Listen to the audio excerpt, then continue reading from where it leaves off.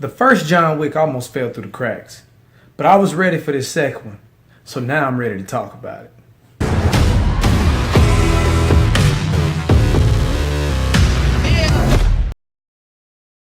Okay, so in John Wick Chapter 2, it's really hard to tell you the plot without ruining the movie for you. So what I'll do, I'll recap the first John Wick so you can kind of get where this one goes. Now, if you haven't seen the first John Wick, you know his wife gets sick and the last thing she leaves him is a dog and tells him to love this dog. Well, these thugs break into John Wick's house and they steal his car and they kill his dog. Now, John Wick is a retired assassin and now he comes out of retirement to get revenge on these thugs because they took the last piece of his wife that he had. Now, in John Wick 2, it's not quite as simple as love, but basically they have to find a way to get him out of retirement, to get him to do something so that he can go back to being the badass assassin that he was. The first thing I got to talk about is Keanu Reeves. He is the only reason I went and saw John Wick 1 because, like I said in the beginning, it almost fell through the cracks. But I'm a fan of his, so I decided to go check out the movie, and I'm glad that I did. And he really brings it in this role again. I mean, he really buys into his characters. Now, when I watch John Wick, it's funny because I get the feeling that he never stopped being Neo from the Matrix trilogy, and what he did, he kind of took that role and rolled it into part of who he is as a core person and carried that over and made it into John Wick, if that makes sense. But that's the feeling that I get when I watch him be John Wick on screen. And although the first one had as simple of a motivator as love, I still feel like the movie wouldn't have worked if it wasn't Keanu Reeves because this is just his role. I mean, there is other pretty good acting in this movie and there are good characters, but Keanu Reeves carries the show by far. And in the second movie, even though the plot is a little bit deeper, I still feel like without Keanu, this movie wouldn't be half of what it is now. And speaking on the other actors, one of the people that was in this movie was Common. And they tried to do like this big villain guy in this movie that John Wick had to stop. But Common was another assassin in the movie, and he was hell-bent on bringing down John Wick, I guess based off the glory that is John Wick. And they had a whole bunch of great action scenes with one another. And I really feel like Common was the big villain versus the villain that they tried to choose. So I enjoyed his character in this movie.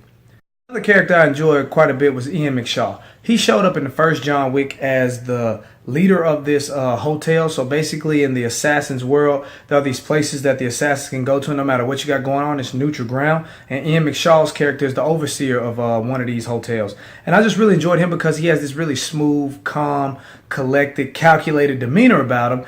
And he basically lets everybody know no matter how bad you are or how good you are or how legit you think you are, once you're in my domain, you follow my rules or you face the consequences. It's not really just like that about his character. And speaking on the hotel and the basically sacred neutral territory, that's one of the things I also liked about this movie. In the first one, they just showed you the hotel when John had to go there and hide out. But in this one, they kind of expand on it. They show you that there are a lot more rules to this territory and neutral ground world, so to speak, than we knew from the first one. And there are a lot more of these places spread out that these assassins can go to. And I just really enjoyed that they really touched on that because that was one of the things I really liked from the first one.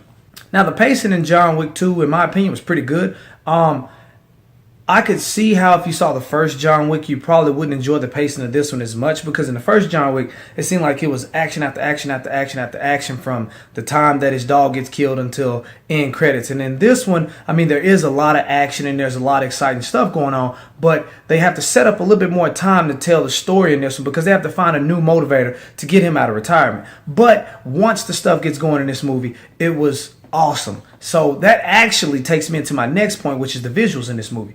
I really loved how this movie was directed and choreographed. I mean, the action in this just has a very old school and natural vibe to it. I mean, there are a lot of shootouts and a lot of hand-to-hand scenes, but it's not like the new direction the action movies are going to where there's jump cuts everywhere and you can't really tell what's going on, or they're trying to hide lack of choreography, so to speak. So to wrap this thing up, the plot of the movie was pretty good. It wasn't as pure and as simple as the first one, and it took a little bit longer to set up, but it still was a pretty good storyline. And the actors in this movie did a really good job.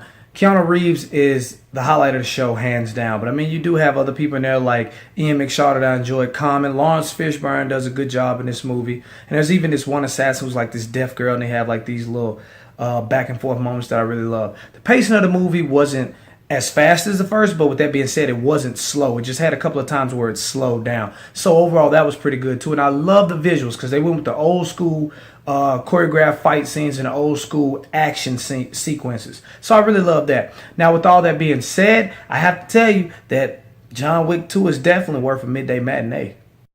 I mean, this character is such a badass that in the first movie, the main villain calls him the Boogeyman. And I always thought, like, man, an assassin called the Boogeyman, he has to be pretty legit. And in this movie, they actually one up that because they were like, oh, he's not the Boogeyman. He's the guy that you send to kill the Boogeyman. And then there's also another line in this movie, which is actually my favorite line. But one of the guys in the beginning is like, if there's anything that's false about John Wick, is that the stories that you've probably heard have actually been watered down. And I was like, man, that right there just really tells you how much of a legend this guy is in this world. And let me tell you, if you're really leaning back and forth about going to see this movie, I definitely think it's worth checking out.